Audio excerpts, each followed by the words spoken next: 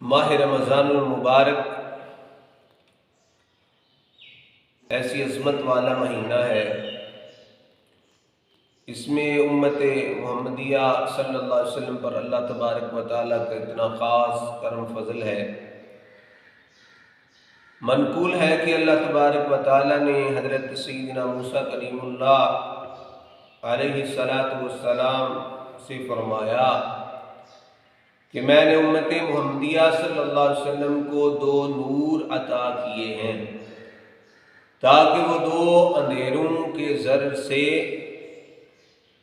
بچ سکیں، 2 اندھیروں کے نقصان سے بچ سکیں، محفوظ رہیں۔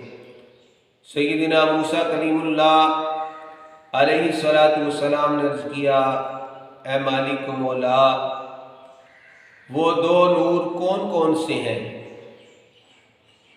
ارشاد ہوا، نور رمضان اور نور قرآن۔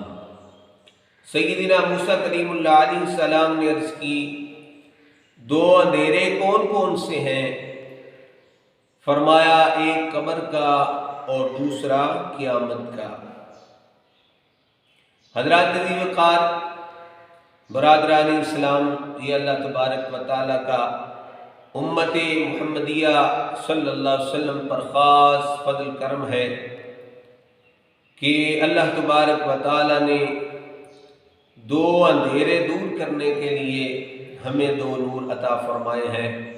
ایک نور ہے نور رمضان اور دوسرا ہے نور قرآن۔ حضرات عزیز وقار